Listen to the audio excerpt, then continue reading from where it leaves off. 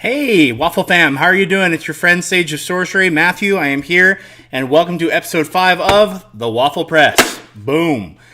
Last episode of Dice Camera Action was just fantastic. Left us with a ton of stuff to talk about, and I am way excited to be here with you to be able to go over a number of things that were fascinating. What works, what irks. We'll jump into lore you can't ignore, and we will also get into a little bit of discussion down the rabbit hole, probably here and there. I don't know if I'll dedicate a ton of time to it. And then we're going to do a new segment, Bird Droppings, which is my review of the Trapped in the Bird Cage roleplay or D&D game, DM'd by Holly Conrad, who plays Strix on Dice Camera Action. So we have lots to talk about. We're going to jump into, this is actually the second time I've recorded this, so who knows, it's always different in the artistic interpretation, right? But this is my second time recording it. Had tech problems the first time. Hopefully we won't run into those problems the tech time. I have children who use this computer, and so even though I may have everything set up perfectly, one never knows when one has children just what they will do to the computer. So hopefully this won't happen again. I'll be more careful checking next time, but you never know.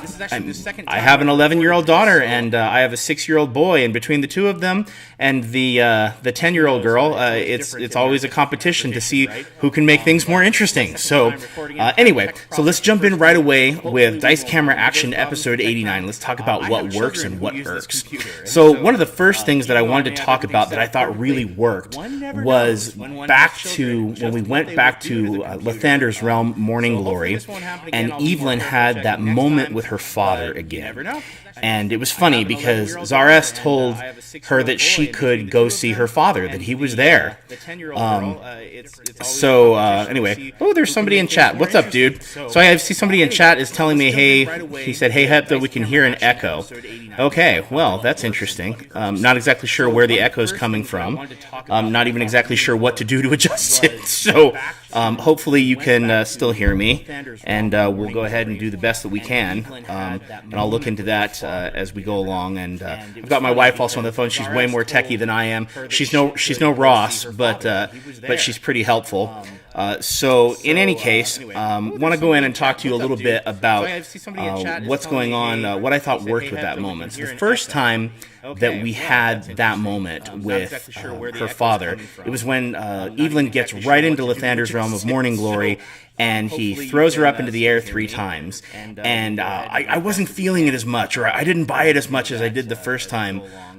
Because I just felt like it was a little bit saccharine, like a little too cutesy for me. Because if you've had people that have died, and I've had a lot of people in my family and my life that have died because I'm the youngest child in my family, and so therefore I've seen a lot of death in a very short amount of time, being the youngest, and that being the case, there's that pain of separation, and when you see a ton of people who have who've passed on. I mean, literally, 2 sets of grandparents, and my father's passed on, and aunts that were close, uncles that were close. I mean, just a lot of funerals. You kind of feel like that moment of reuniting, that reunification would be maybe a little bit stronger. I did like when he throws her up into the air in that last episode, when he throws her up 1, 2, 3, and then all of a sudden he says, now catch the sun. It was I was like, oh, okay. But I liked the idea that he was throwing her up into the realm. I thought that was really interesting. So, anyway, I liked that. This one I thought worked a lot better because when Anna said, I love you, Daddy, when she said that, it came out really seriously, and it sounded like someone who had waited a long time to see one of their loved ones again. So I thought that was really powerful. I thought it was moving. I thought it was important.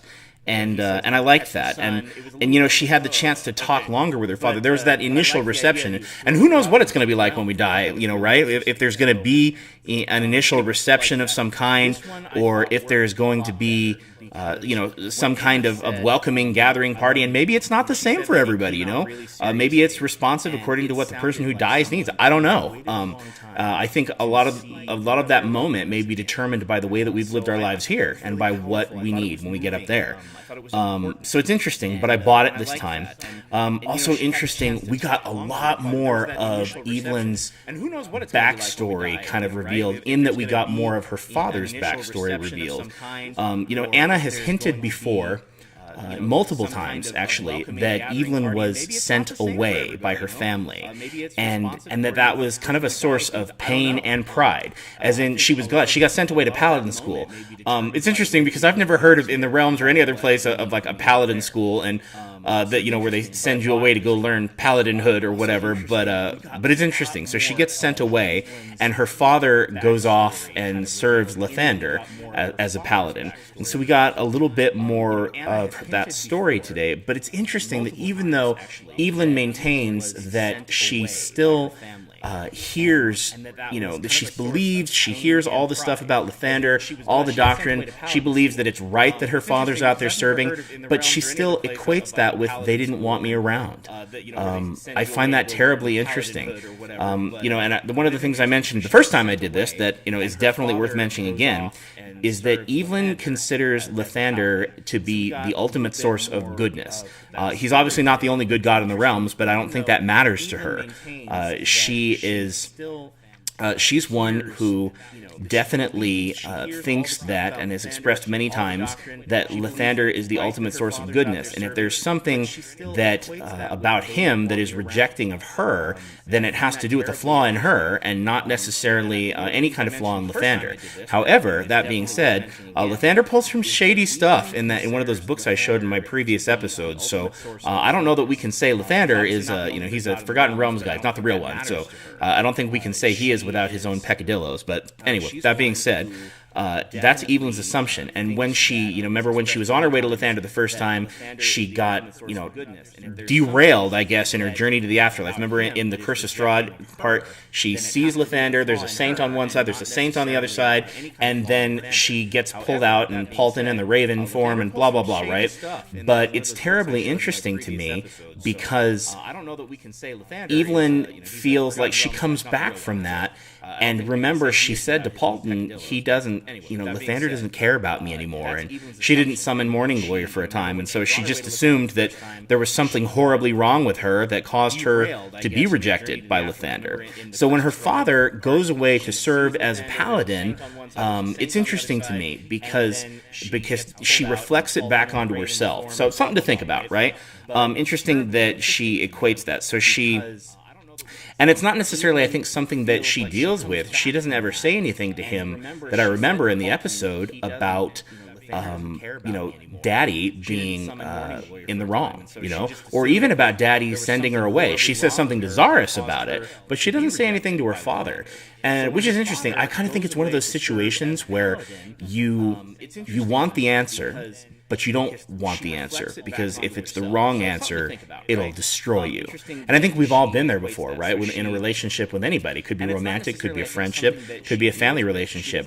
You're worried everybody's thinking something about you, maybe, and then you don't want to ask, because if you find out they are thinking what you think they're thinking, then, So, I know, we're crazy. Human beings are nuts, right? And yet that's an emotional situation that I think that we've all been in before. So, we learn in this one that Evelyn's father was killed by a vampire, which is really, really interesting. Not only that, but I have to tell you, I thought that part of it was particularly, I guess, leading. I did mention the first time around I did this, I thought Chris totally pulled that out of his butt, which was really cool. He sat there pausing for a while and she was a vampire, and maybe he had it. I don't know. Anna had mentioned before that she sent 5 pages of Evelyn bio to Chris, and so in those 5 pages of Evelyn bio, who knows what's in there? I mean, Anna hasn't, put that out as far as I know. She's not put that out on the internet. Haven't read everything she's posted. Obviously, I'm I'm somewhat new to the game. I haven't been watching since the inception of the show. But that being said, I wonder what's in those 5 pages. Did she give the name of the vampire? Did she? I'm kind of wondering, and maybe I'll ask her on Twitter or something. But I kind of feel like in those 5 pages, or maybe I won't ask her because I'm afraid of the answer. No, but just kidding. Maybe in those 5 pages, I imagine what she said is he died in the service of Lathander, and Mama never wanted to talk about it. And that's kind of how Evelyn's character, that's how she leads into it. She says, Daddy, what happened? Because Mama never wanted to talk about it, and she launches into it, and then Chris is like, which is fun to watch. And he's going to come up with something, because Chris is awesome, and he's a master DM, and we all love him. So he's going to come up with something, but it's funny watching him flounder, and it's also funny, too, because there's between Anna and Chris, there's sometimes that war for narrative control. I've talked about that before, and yet the war for narrative control is released. She's giving him, go for it, Chris. So that was interesting to watch. That was interesting, and we wonder quite a few things from that. Now, she is still kind of resolving that idea of wanting to go back is not wrong, right? And now that she's there, it's interesting. Now she has a decision to make when they resurrect her, right? It's one of in the history of D&D, I don't know what the current 5th edition resurrection spell says. I don't play a ton of 5th edition D&D. We hear that it's a choice throughout D&D. When the resurrection spell is cast, they don't have to come back. And I've wondered about that. And so, I don't know what that means. But Anna, on Trapped in the Birdcage, she threw out the big hint. She said Evelyn wants to do something, and she's like, I'm trying to talk her out of it, which is also funny too. I talked about that the last time, also the first time I did this. It makes me laugh because these characters, they do take on a life of their own. They do become real to us. They do. We talk about them. We talk about them in the third person, like they're real people down the street or something like that. And it always makes me laugh because I think, what is it? What is it about us that makes us do that? Instead of saying the character, or something, we talk about them like they're real people, and we do that with movies too. And it's funny, but it's also nice. They do become real. They do become inspirations to us. They do. They become a lot of things. So I don't know. I find that terribly interesting. I love it. I love the whole, aspect of it. So that being said, Chris pulls the vampire story out. How did you die? And that, however, whether it is something that was in the 5 pages that Anna sent to Chris, whether it's something they've discussed recently, or whether it's something that. Whether it's something that Chris just made up, it's fodder for future adventures, right? And that whole thing is still hanging over the head too. That there's a problem with Evelyn's order. Now, Lathander's order of paladins is called the Order of Aster. If you want to know a little bit more about that, I spoke about it previously in my other videos, so you can go back and watch those. But I wonder what corruption has befallen. How quick will they get to it? I don't know. Those are things that are definitely on my plate of questions that I have. So it's interesting. So I like that. I really like the whole scene. I like the fact that it's taking a while for Evelyn to be resurrected. She's going to be resurrected, or at least that's the intention right now, certainly of the party. But I really like the fact that it's taking a while for her to get resurrected. Because if you watched any of my previous streams, I said that if Evelyn comes back after that magnificent death, it cheapens her coming back. And that is something that I find extremely, effective.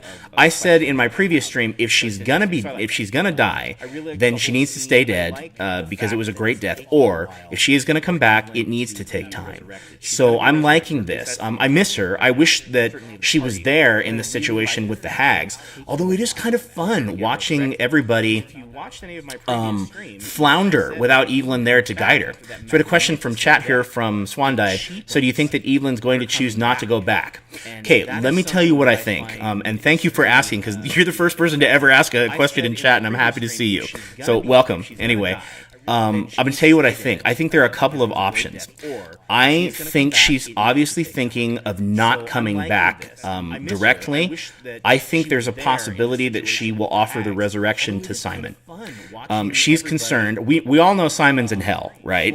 Or he's in the abyss or something. He was a horrible, horrible murderer. And I'm not talking like Diaz sacrifices one child. I'm talking about constantly murdered to get attention, right? And a long string of murders, too. And selfish and petty murders at that. So that being said, I mean, he did not do enough good in the time. I don't think he did really any good, particularly in that time, to be able to, get to the point where he could have earned his way into another realm. Supposedly in D&D, you wind up in the realm of the god you served or prayed to, or you wind up in the wall of the false or the faith. Oh, hey, Magikarp, cool, good to see ya. Enjoyed interacting with you on the subreddit, and hopefully we'll interact more, right?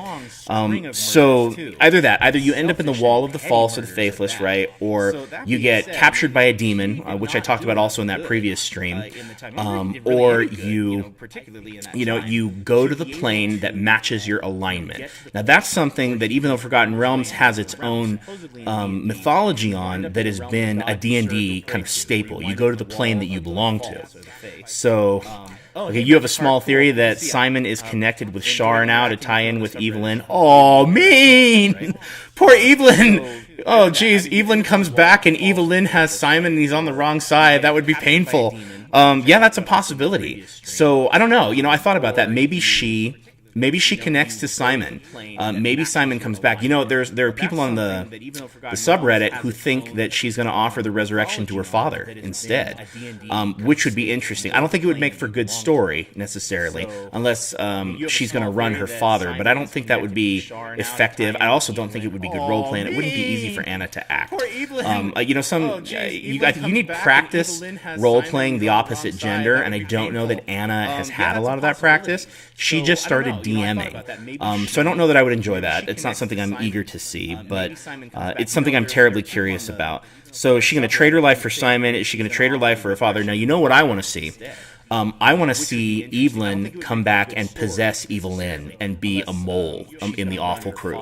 That is what I would really like to see. I think it'd be interesting. But the other part of me really wants to watch the Awful crew rise in level. Maybe every 5 adventures we check in with them and we play a session with them, Maybe they become their own stream, the Awful crew. I don't know. I don't know if they're interesting enough yet to become their own D&D stream. But if we, every 5 episodes or 10 episodes or whatever, if we checked in with them, I would love it. I would love it if Dice Camera Action went into that, as long as there eventually became a conflict between the two of them. They have to confront each other. And that's the essence of the clone spell, too, in the history of D&D. The clone spell was, if you woke up from the clone spell, then and your clone woke up and you were still active, not using it to like switch bodies, the clone went crazy and tried to kill you, and then you weren't sure if you were the clone or not, right? So I think they're on a collision course. The collision course may happen in episode 90. I'm hoping it doesn't happen. I want more build up, but I also know that the hags now are going to have the means to make more clones. So, I don't know. It's an iffy situation here. Certainly fodder, all good fun. I'm excited to see no matter what happens, it'll be interesting. And with only taking a couple weeks off before we start the next season, I mean, who cares, right? We're gonna jump right in.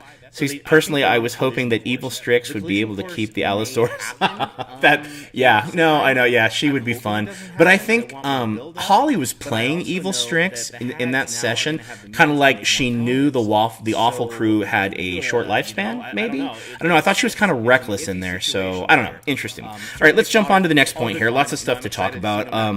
So another thing that I want to mention that works, I think we need to give credit where credit is due. Chris's accents are so good, and I don't mean the lengthy Italian thing we got with the assassins. I thought that worked okay, but I wasn't in love. Chris was like chewing on those words. Andiamo. He was loving it. Which is great. I'm glad he likes his Italian, but I thought it was interesting. But his accents, he needs to get some credit. Here on the subreddit, wherever, he makes the hags sound perfect. And the thing about a hag is she has to sound warped. she has to sound twisted, or whatever it is, because a hag is a warping or a corruption of femininity. It's being a hag is corruption of womanhood. That's why, a hag, children, it's all unnatural, it's warped, it's twisted. Whatever a hag touches usually becomes ugly, Although, I will tell you, in my home campaign, I played the origin of hags very differently, because I played a hag, and one of my friends played a hag, too, in a different campaign. But in my world, I created it that hags were originally witches that adopted aspects of beasts. They became more bestial. So less a corruption of femininity and more about women who shared their essence with animals and beasts.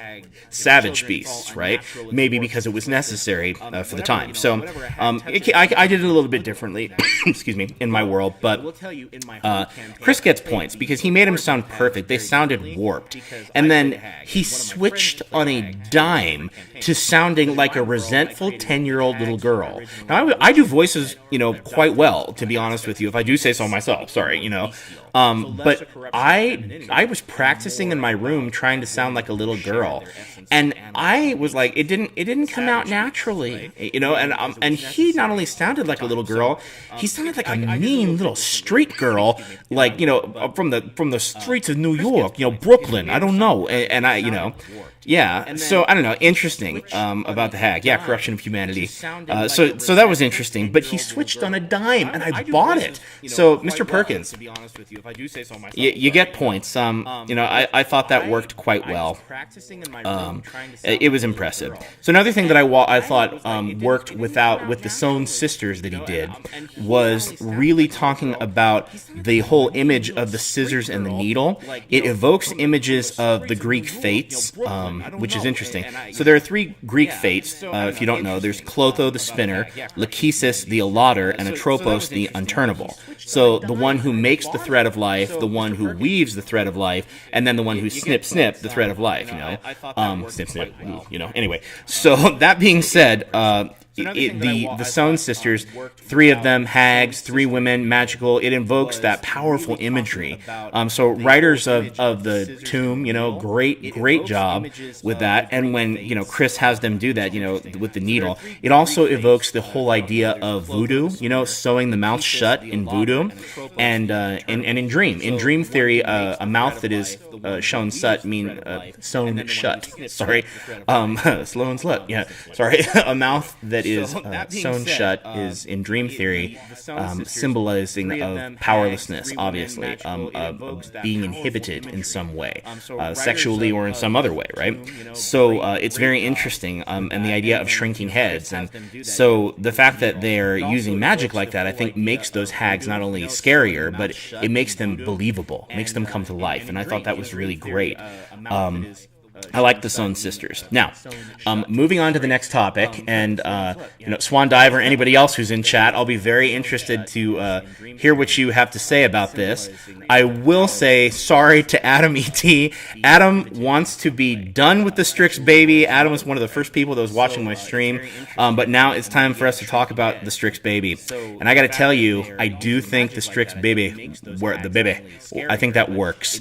I would love to see it happen. Adam is like, it makes Adam uncomfortable. I'm sorry, Adam. I'm cheering for it. I'm still cheering for it. I think it would be awesome. Strix offers to carry this hag baby in order to get Shemeshka and Mr. Fox's true names.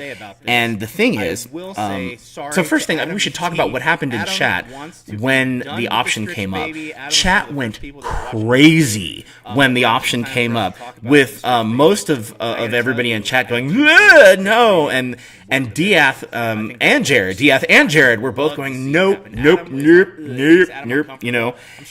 I thought it was interesting, so chat went nuts, and the whole time everybody else was going nuts in there, I was egging Holly on. I was like, yes, I know, here we go, right? I was egging Holly on left and right, and the reason that I was doing that is because I think it would work. I think it does work. I think it's going to happen too, Swan Dive. I think Strix seemed hell-bent on doing it, and obviously she didn't say anything, but I think Holly alluded to the fact that she's, still thinking about doing it. So that being the case, I think she'll make the deal. And the thing that everybody's not realizing is getting the true name of a fiend, whether it's a demon or a devil or the neutral evil Arcanoloth species, is a big deal. The King of the Crossroads is a huge figure in D&D. Having the King of the Crossroads' true name, getting power over her, is invaluable. I mean, it's worth a baby. But that's not why I'm really, it's not why I'm really into it or why I think it's going to work. So I think it works for a lot of reasons. But before I tell you why, I'm going to tell you, I think, well done to Jared, well done to Pro Jared. The Cannabinator, I thought he was fantastic with his manipulation. When I'm sitting there egging Holly on, and I think she was watching me egg on, because when he told her, no, and I typed in really fast, don't let a man tell you what to do. I was like, you don't need a man's approval to do it. And then she shouted out right afterwards, you're not the boss of me. And I had just typed that. So I'm thinking Holly saw it. Well done to Jared. Well, I don't know. If they said they would give them the true name, but they did mention Arcanoloth. Mr. Fox and Shemeshka were both on the table, as far as I understood. Are the hags capable of turning back on the deal and tricking them? Absolutely. No offense to Holly, no offense to Strix, but she plays Strix as childlike. Tricking her would not be particularly difficult.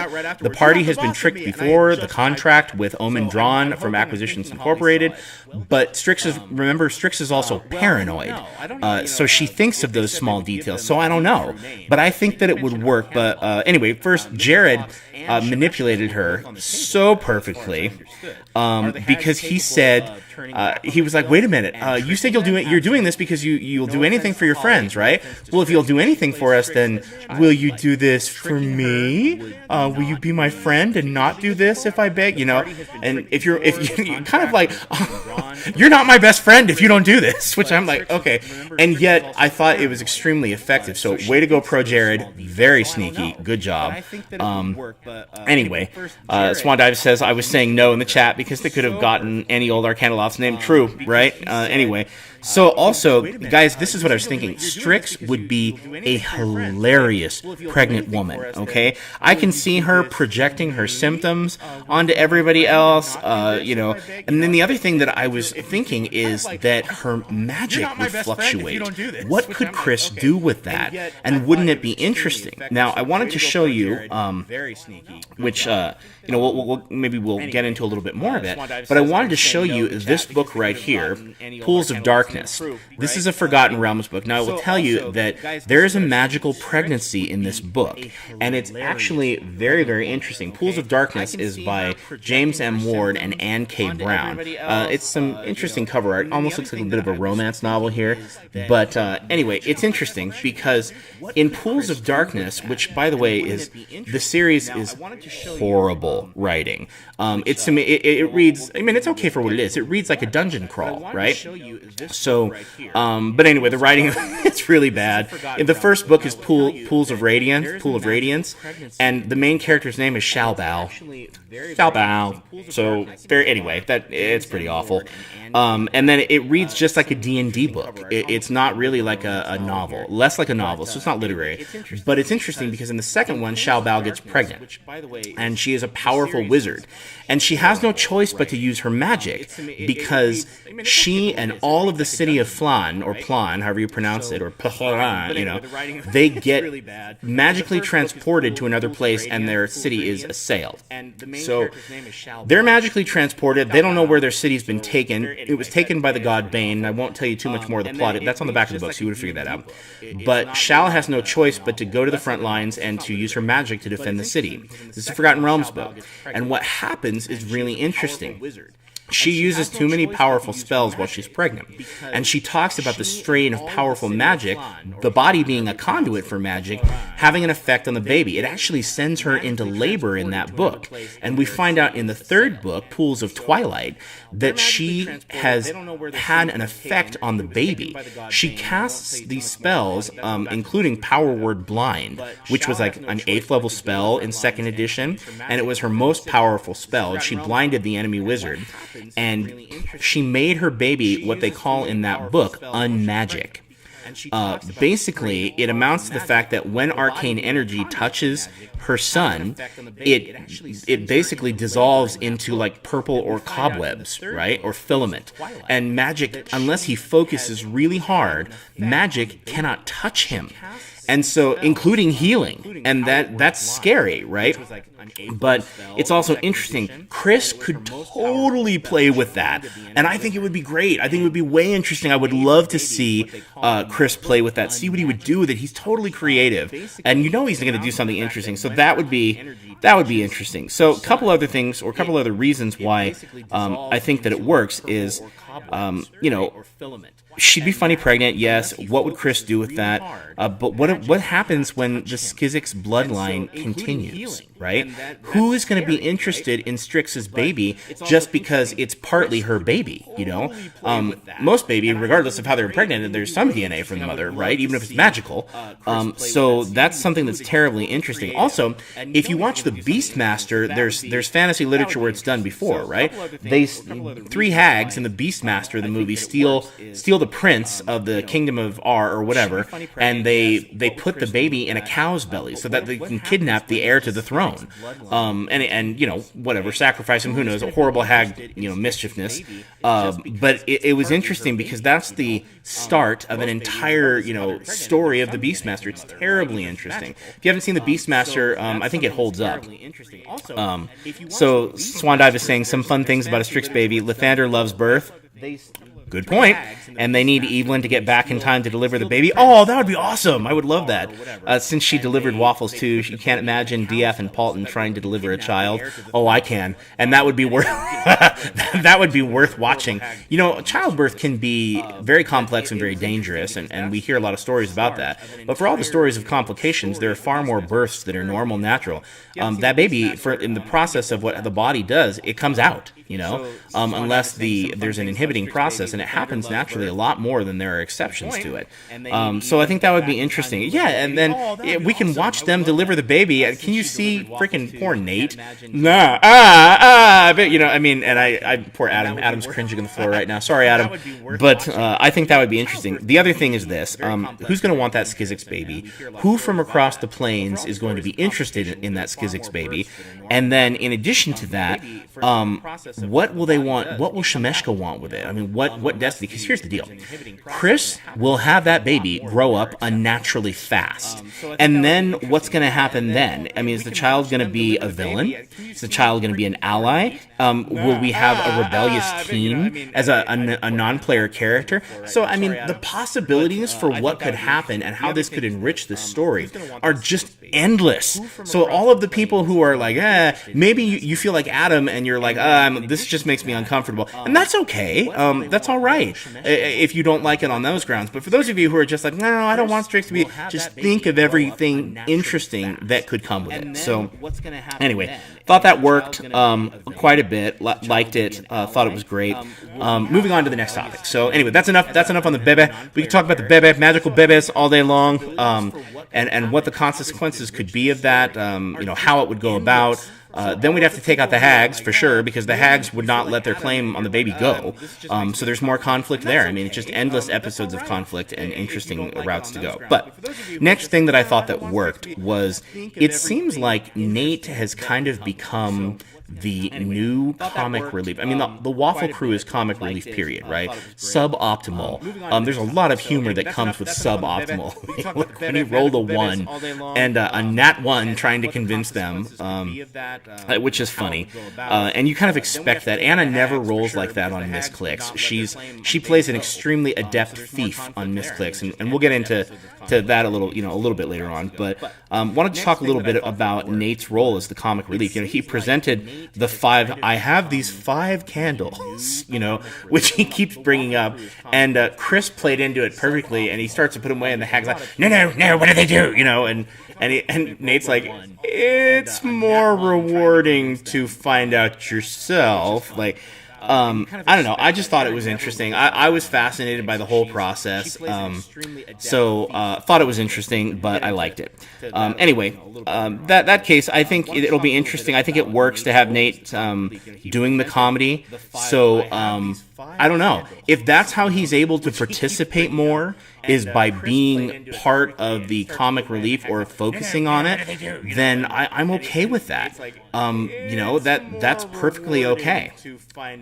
So, we'll see what comes about that and whatnot. Anyway, 5 candles, what do they do? So we also got another thing from Nate. We got the announcement that he is starting a new D&D stream called Dark and Dicey. I don't know what I think about that. To be honest, I feel like it maybe irks a little bit. My impression of Nate was always that he was a new player and that he was really new to roleplay. Maybe he'd only done Munchkin D&D before, and that's okay if that's his kind of D&D. But he's on a show now. Not only is he on a show, he's on the principal show of Wizards of the Coast, advertising D&D products. You got to step it up, son. And that's kind of just my feeling on it. So who knows? It's an interesting thing to think about. But I don't know. I don't know what I think. I'm not sure how I feel about him delving into another stream before I feel like he's really come in, even after 90 episodes, before I feel like he's really come into his own in this case. So not sure what I think. Dark and Dicey, I don't know. Part of me wonders, does Nate prefer evil characters? He's playing the chaotic neutral character, but does he prefer evil characters? Is that why he's had a hard time role playing? And then will he, the other thing that worries me is he going to vanish once his stream takes off? Nate's a busy guy. He's a professional musician. I think he's very talented. I think he's very good. And to be honest, I could see him being signed to a big record label. I'm a little surprised, given the quality of what he produces, that he hasn't been signed to a bigger record label. I do feel like he's that good. His range is extremely impressive as a singer. And he's very professional. His stage presence is really good also. And he's kind of got the rocker personality vibe too. It all works. It works, okay? But that being said, I hope that he continues to devote just as much time to Dice Camera Action. Because I'm going to tell you, if he leaves Dice Camera Action after Dark and Dicey takes off, it's going to piss me off and frost my cookies, okay? It's a great opportunity to sit at the table with Chris Perkins and with Anna and with Jared and with Holly and with the wonderful party that's been created. Maybe Dice Camera Action's not going to go on for too much longer. I don't know, Maybe everybody needs to be laying groundwork to move on. But I think that if he's going to do a new stream, that he needs to make sure that he puts as much effort into DCA. And those are my 2 cents about it. I don't know. You're free to disagree with me. You can always tell me what you think, either here in chat, or you can go into something else and tell me about it. So you can make a comment when I upload it to YouTube or put it on the subreddit. Whatever. I'm happy. I'll respond to every comment. I'm, like I said, small enough venue for me here to where I can afford to do that. Okay, so I do want to jump into Lore You Can't Ignore, because we've been here about 40 minutes here about the episode, because it was a rich episode, and I'm happy to talk about it. But I want to talk about Shar, because I love lore. I'm a lore addict. I'm a lore junkie, I would even say. But I want to talk about Shar. I have a lot to tell you about her, and I have some great illustrations that I want to show you. So Shar's been around for a long time, right? And it's important to understand kind of the origin of Shar, because Shar isn't just one of the most powerful gods of the Forgotten Realms. Shar created the Forgotten Realms with Selune. They both with Selune, excuse me. They both created the they both created the Forgotten Realms. They created the world of Aber Toril or whatever. So that's interesting, but it's fascinating to me because Shar creates the world with Selune, but it existed in perpetual twilight. And that's the thing you kind of have to understand about her. And the reason why Shar kind of wants to destroy the world is because she wants to return to that perpetual twilight. It reminds me a little bit of Justice League. I think Mortal, or Justice, what is it? No, that was the failed movie. Justice League, help me out here. Doom, Justice League Doom. When Vandal Savage just talks about the fact that he's taking over the world. He was happiest when he was a conqueror. And Malafalak the Martian says, you're taking over the world out of nostalgia, and that is kind of what Shar is doing. Shar was not at war with Selune per se until Selune wanted to create life, and that required Selune igniting the sun, so originally I think she probably was the god of all light, but also we know that the war between Shar and Selûne is what created multiple other gods. So Shar and Selûne are much bigger powers than I think we realize. Selûne is older than Lathander. I think Selûne probably created Lathander, or what she and Shar did. Now, couple things. So Shar wants to go back to that twilight, and because of that, Shar is constantly trying to destroy the world. And we learn in the Erebus Kale trilogy that Shar has succeeded before in destroying other worlds that she and Selûne maybe have created, and swallowing them up in darkness or returning to the perpetual twilight again. So that is kind of what Shar's doing. It's what we have now, according to her eternal nature, is an anathema to her. So that's interesting. So I have some cool pictures of Shar I wanted to show you, and then tell you a little bit about Mistral. So here's a real cool picture of Shar. This is Shar, and so I'll put it up right here so you can see a little bit better. And I'm terrible at this. Sorry. Yada yada. There's Shar and Selûne. She's kind of like in a little Asian motif here. She's got the the samurai or ninja 2 sword here. Selûne is holding the wand of the 4 moons, and they're the planetars, right? The shards. And then this comes right here from the book Faiths and Avatars, which I've referred to before. So we learn a little bit about that history from Faiths and Avatars. Now, when Chantea, who is the world, Chantea, the goddess of Toril, her body, whatever, she begged Selûne for light. So Selûne creates light in order for her to be able to nurture life. Life can't exist in this perpetual twilight, right? Well, Shar gets pissed, and so she goes on the offensive. Selûne tears the essence of magic out of her body and hurls it at Shar. It hits Shar and tears through Shar, ripping the magical essence out of her too, and creating the deity of magic, Mistral, the first incarnation of the goddess of magic, right?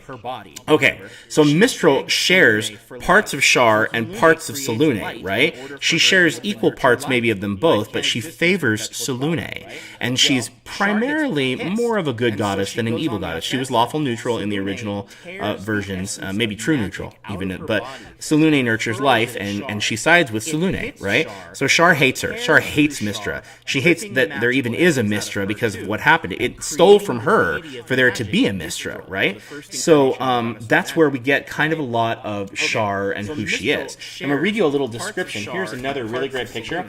This is the 3rd edition Forgotten Realms campaign guide. This is the best Forgotten Realms book that I have ever purchased. I will never sell this bad boy. I don't even run adventures in anyone else's campaign world. I do my campaign world. I'm too much of a dungeon master to do that, but I'm telling you right now, I will never get rid of these books. They are fabulous. So first things first, here's another beautiful illustration right there of Shard and, excuse me, there we go. Look at that. You get Selûne and Shar in this picture right here, and they are, it's like you can see, maybe you can't see it too well, there are stars in the background. Selûne is the light and Shar is the darkness, but they're in the heavens. So really great description here of Shar. It says, Shar is a twisted and perverse being of hatred, jealousy, and evil. She can see every being, object, and act performed within darkness, and holds dominion over pains hidden but not forgotten, carefully nurtured bitterness, and quiet revenge for old slights. She spends much of her time battling her old nemesis, Selûne, in a war that is older than recorded time, what I just mentioned. Okay? She is the creator of the Shadow Weave. Boom. Now, that being said, the Shadow Weave, there's more to say about that. Now, remember that the original Mistra, the goddess of magic, had parts both light and dark from both of her mothers, right? Ain't no daddy in the picture now. Ain't no baby daddy, right? So, that being said, magic in its pure form always contained both light and the dark. Pieces of Selûne, pieces of Shar, their essence of magic, right? So there's a really great illustration in this book. This book is called The Magic of Faerun, or Faerun, and this is a wonderful book for people who wanted in the 3rd edition to use magic that's specific to the realms. I used this book a ton. Tons of great new spells, flavor, things like Gut Snake, where you grow a snake from your gut, to Horizokal's Boom. I mean, if you want to give a unique and and unique flavor to your magic. 3rd edition gave it to you, particularly Forgotten Realms, right? But there's a great illustration in here that talks about Mistra's weave and the shadow weave. So check this out. It's a really good picture, okay?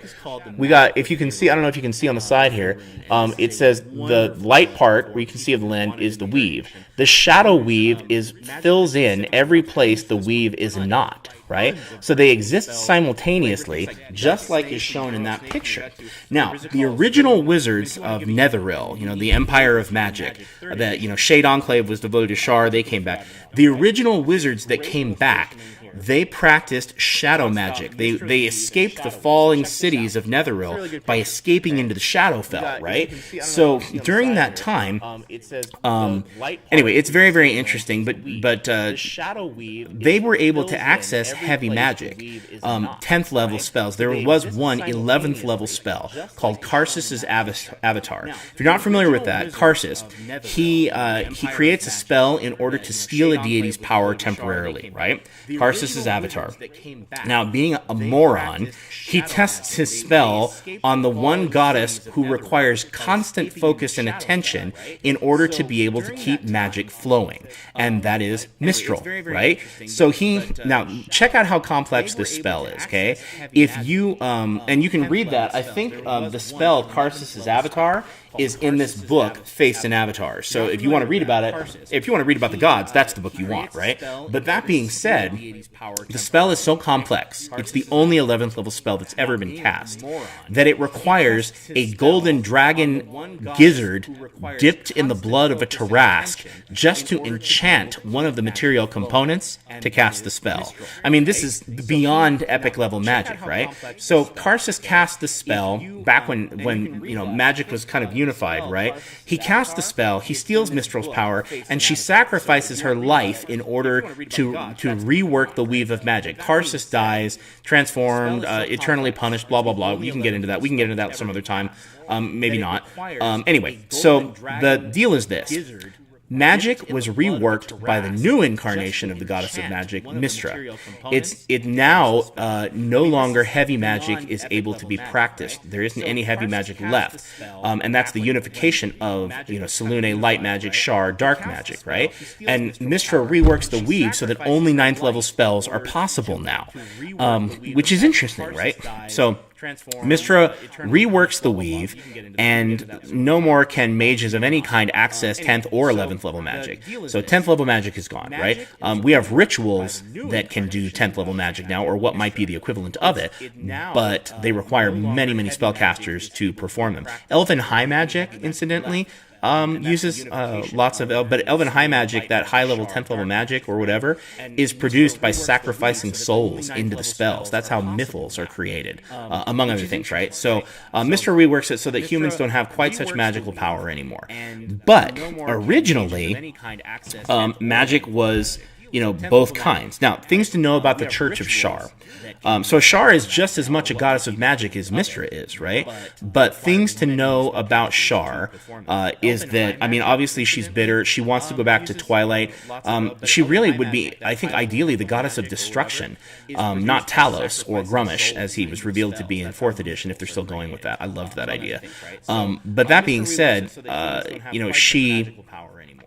she is a goddess of destruction, but her church is kind of like a mafia. Her church is clandestine, it's dark, it's so secretive that the priestesses, you'll never know who a priestess of Shar is until she's murdering you. And even then, the priestesses of Shar don't know who each other are, too. It's that secretive, which is mentioned in, multiple different things. So anyway, I think it's natural that Evelyn would follow her. Evelyn is all about light, and she's all about building relationships and bringing faith to people. So it makes sense that Evelyn would be all about tearing people apart and ruining and destroying things. So Anna, if you are looking for motivation for Evelyn, Shar's motivation is to undo and to destroy. And if Evelyn is going to really be evil, she's got to do more than whack people with a shadow sword. If she's really going to be evil, then she needs to pull off something more convoluted that causes bitterness, loss, and envy and hate. She's got to come in between the Waffle crew. Wouldn't it be awesome to watch her try to pull that one off? But anyway, So I also want to know, I have some questions, and maybe the people in chat want to chime in too if you have the same questions. I want to know some things. Whose soul is in Evelyn? Did Shar create her? That's what I want to know. Is she a chosen of Shar? I still think Evelyn is a chosen of Lathander. And I think if we don't head in that direction, it's not going to make very much sense, considering what she just did to the Atropal, to the god in embryo form, whatever. So that being said, how long is she been alive? How long is she fourth? Is she third level like the others? I think there was some mention of that. Maybe not. Did Shar create her as a counter to Evelyn? That would make sense. Excuse me. And I would tell you why I think that makes sense. It makes sense for a number of reasons, but one of the big reasons that it makes sense to me is because Evelyn, if she is a chosen, a new chosen who's been called, Evelyn presents a significant threat to Shar. Look at what Evelyn just did. Evelyn just took out a demigod Bruin, right? And she just channeled so much power from Lathander through her faith that, who knows? Oh my gosh, Swan Dive, that's so awesome. Plot twist, Evelyn is Simon's soul. And I would tell you why I think that mind blown! I don't know. That would be interesting. I would like that. I would like that probably more than I would like anything other to do with Simon. Simon's he's a wretched little thing, and I think he has no place in their party for a number of reasons. But we won't get into that. Some people love. Go ahead. You love Simon. Go ahead and love Simon. Anybody who watches this video, I don't judge you for loving Simon. I just think he's vile and needs to go back to hell. Right. But that would be interesting. So I don't know. These are things that I'm hoping that we find out. She's a construct, right? Someone had to create her. She didn't tell dad jokes. Enough dad jokes. I doubt it. Good point. Okay. And yeah, Simon was a buffoon, right? He was a jester, and that's his character. So very good point, Swan Dive. So anyway, that being said, I'm terribly curious about this. I think that it is natural that Evelyn would be that a chosen of Shar would rise up to stop her. It's interesting. So I really would like to see more development with Evelyn. And I will tell you, I thought Anna played her so perfectly. Now, if you've watched any of my previous streams, you know that I argued quite heavily that the Awful Crew, or as I was calling them, the Pancake Crew. I prefer that name actually, but the Awful Crew, as they've been named now, they had to have enough of the original that we would buy it, right? But just enough of the original to make it seem like there were clones, right? But evil. And so I loved Anna played it perfectly when Evelyn comes in or when Evelyn comes in and she's like, well, then I'll just kill you. And, she says it with a smile on her face, So she's got all of Evelyn's cheerfulness, but she's gleeful and cheerful about murder. So, I mean, well done, Anna. I loved it. You're awesome, Anna. You proved it again. So I loved Evelyn. I love the idea that she's bedazzled, that she's as materialistic as Evelyn is invested in people, and that she's as evil as Evelyn is good, and she's maybe just as faithful to Shar as Evelyn is. She makes everybody swear fealty to Shar, but as Evelyn goes about doing that by setting her example, which is a former missionary, I can tell you that the example is the way that you bring people to God or Christ or whatever. They see your life, they see the light in you or whatever, and they want to follow. And that's really the preaching. I'm not saying preaching doesn't help. Preaching is important. Teaching is important. But it's not ultimately, I think, the most powerful tool that we have to bring people. So, anyway, I think it's interesting. I think that she is, where Evelyn, convinces and preaches, Evelyn threatens and coerces. So, Anna, well done. So, question, think there will be some kind of corruption with the Scroll of Resurrection?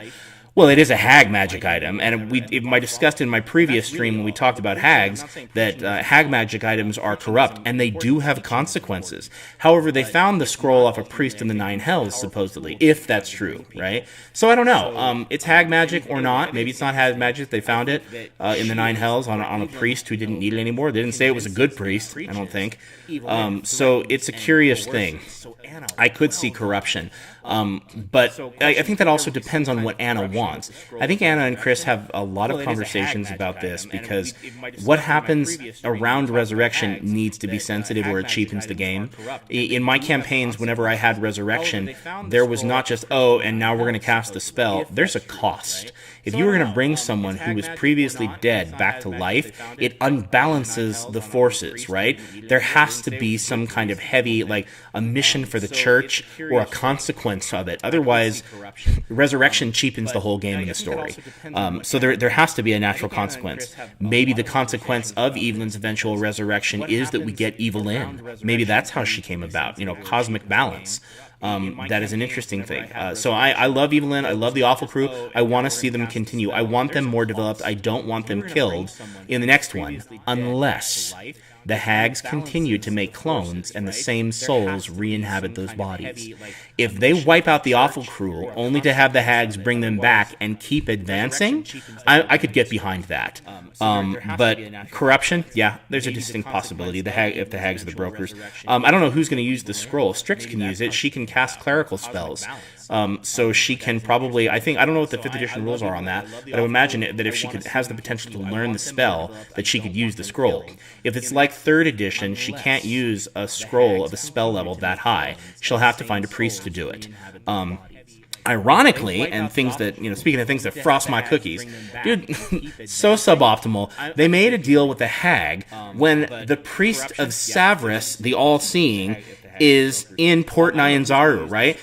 Savras the All-Seeing is a subservient god, or he is a subordinate to Azuth, the god of wizards. He's got Velsharoon, the demigod of necromancy, Savras, the demigod of divination, and then Azuth, the god of wizards, reports to Mistra, the goddess of magic, right? So what does the Awful Crew do? I mean, I don't know how many of them know about this, right? But what is the Awful? They go to hags. I'm like, oh, Awful Crew or Waffle Crew, so suboptimal, and yet we love it, right? Do it again. Do it again. Do the roar, daddy. Like whatever. So anyway, that being said, absolutely thought that was terribly interesting. So very good. Okay. Now there were some more things that I was going to talk about with hags that I could get into, but I want to jump into Trapped in the Birdcage and jump into our new segment, which is bird droppings. So let's go ahead and shift in and talk a little bit about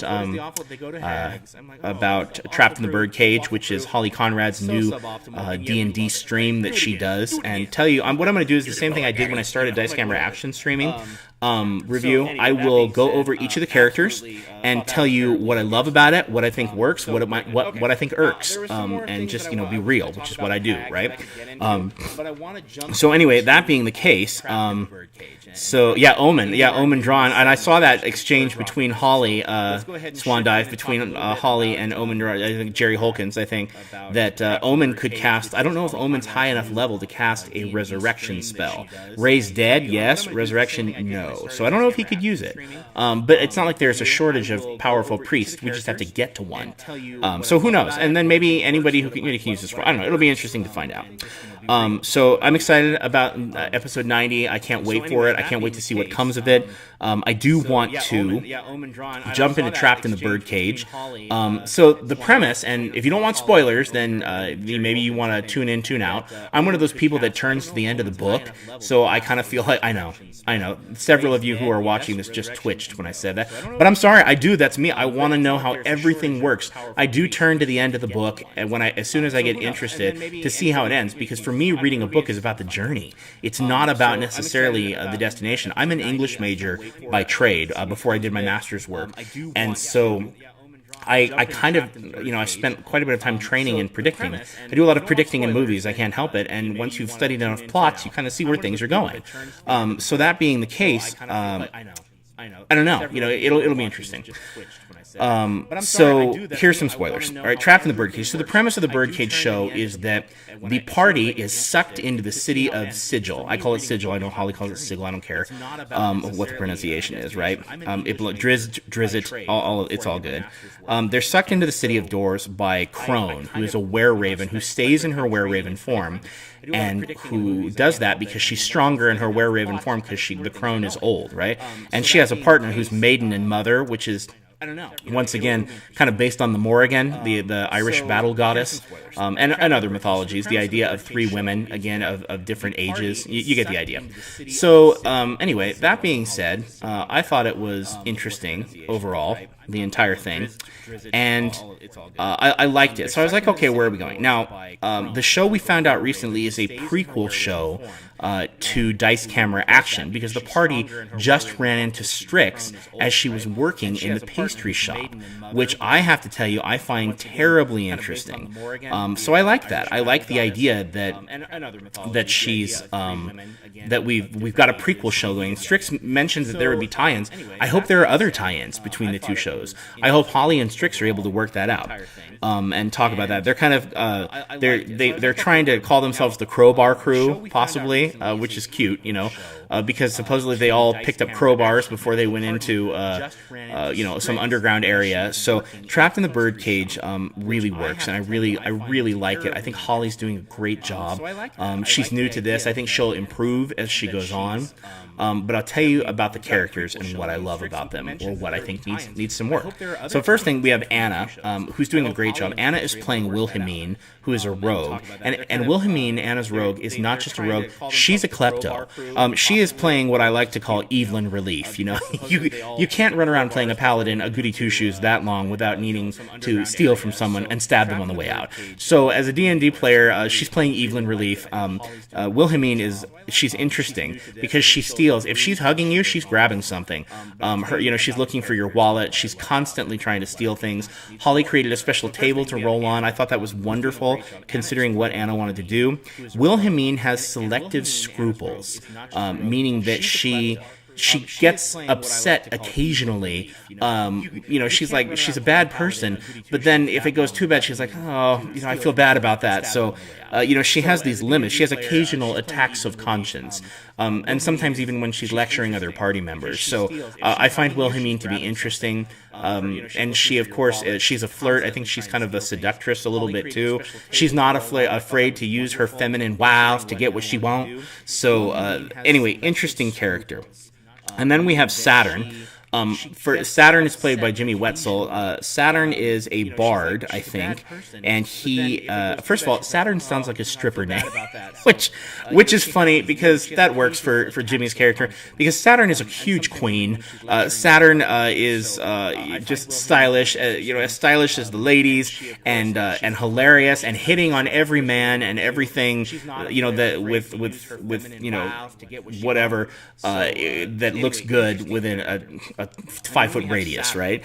So Saturn is funny, but it's really fun also, in addition to Jimmy playing him the way he does, to watch Jimmy discover what it's like to play D&D. Saturn, Anna, was stealing things with her character Wilhelmine, and Saturn was like, I want to steal things, and it's fun to watch a new player play D&D. There should be people like that at the table when you do one of these shows, because having somebody in the show like that who is learning D&D, it makes it so that other people who watch the show feel like they can learn D&D, and those who maybe aren't as rules savvy feel okay with it. I like that. I think it adds class. So I like that. I think Saturn will develop as he goes along. I still think it's a stripper name, but he plays the triangle, and I mean like a metallic triangle. He plays the triangle, and he thinks it's like the next big thing. That was clever, a hilarious idea. I liked that very much. So anyway, Saturn is good. He'll develop like that. And then we have Reader. Reader is a Warforged who is fairly interesting. He's a child, more or less. His father or creator is killed, and he's kind of floundering and has childlike reactions to things. He has a very good morality, and his father's trained in that way. He keeps a book of crimes, basically, which is funny, and he writes down every time he sees Wilhelmine doing something naughty, but he's also very innocent. I feel like his player needs to capitalize on that a whole lot more. And what I mean by that is there are, times when I feel like that whole innocent newborn but in adult circumstances creation character works really well. In an instance, okay, let's take the Transformers, all right? So you look at Bumblebee. The Autobots come about in the Transformers movie with Shia LaBeouf and Megan Fox. And Shia LaBeouf's character is wanting to woo Megan Fox. That's why he bought the car Bumblebee in the first place. And Bumblebee has another Autobot. I don't know, Overdrive, Thrush, Nitro, whatever. And the other Autobot is a scientist, and he sees Shia LaBeouf and Megan Fox, and he says out loud, "Huh. The human's pheromone level suggests that he wishes to mate with the female." And Shia LaBeouf's character is like, but it's hilarious, right? So I feel like he needs more of those lines, more clever moments like that, for him to really establish Reader as this newborn creation. And so no, that'll be interesting. I think it'll come with time. He also needs role-playing circumstances where he can do that. So that's Holly's job, is to set that up. So which is interesting. Now, we come to my final character, who is my favorite character, and that is the elven wizard Nejma. Guys, I think she is hilarious. I think she's possibly, other than, I think she may be the best actress at the table. Sorry, Hannah. Sorry, Anna. Sorry, Holly. Anna, Hannah. Sorry, you guys are fantastic. Nejma is hilarious in terms of her character. She made me laugh out loud so hard wherever I was when I was listening to the stream that people were looking at me, or my wife was looking. I don't remember. And so Nejma is fantastic. She is this snotty wizard who's like, "I'm so amazing. My magic is so powerful," and blah blah blah. And she talks herself up the entire time, right? And she's also she's a pyromaniac. So she's constantly referring to when she was someplace and she saw someone set a fire, but it wasn't her. I didn't set the fire, and that's hilarious, and it works, and I love it, and whatnot. So funny moment, or the moment that I enjoyed the most, was Nejma is down in the cellar. Holly did this whole thing where Crone, the Were-Raven, said you guys have to kill the rats in the cellar, which is a connection to Baldur's Gate and every other video game where the tutorial has you kill rats in a cellar. I thought it was hilarious. Way to go, Holly. Good writing. I laughed really hard when you did that. That being said, we also have Nejma down in the basement, and there are these methods down there that they find that are causing trouble, and the methods say, well, I guess we're going to have to kill him. And Nejma, the snotty wizard, is like, I can't go back to prison! Boom! And then she launches magic at them and tries to kill them. And I laughed so hard because she breaks composure. When Nejma breaks composure and shifts out of her snottiness, she's hilarious. So she's the one who I'm watching for. I mean, I love Anna, I love Holly. I'm interested. I'm enjoying, Saturn. I think Reader will come with time, but I thought it works. So, absolutely love it. If you're not watching Trapped in the Birdcage, you really need to start watching it. It's a great show. They're worthy of our time. And it's great. So, interesting. Things that irk a little bit. Holly has a really casual DM style, and that works and it works. It kind of does both for me. I like that Holly is being Holly. Of course, Holly's DM style. Holly, who is so sensitive to people who have anxiety, people who struggle with depression or mental illness, she would never do anything as a dungeon master to make people uncomfortable or push them into a place where Chris would do it. Chris will push you a little bit. Holly will not, and that's kind of nice. At least not yet.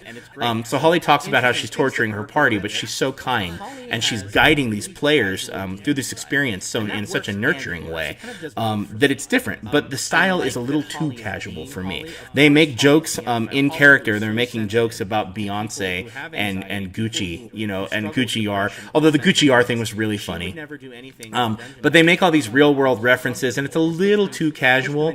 The third edition D&D players Dungeon Master's Guide kind of suggests that you steer away from that, because if it becomes too goofy, I can't take the characters and the threats that they're facing seriously, and that needs to happen, right? I need to be able to take them seriously. I need to be able to, in order to be able to care what happens to them, I need to feel like they're really in danger, and I need to feel like things aren't so goofy. So that's something that I would work on, but that's just my preference, and it's okay if you don't feel that way. Anyway, speaking of goofy things, they had to get dressed up.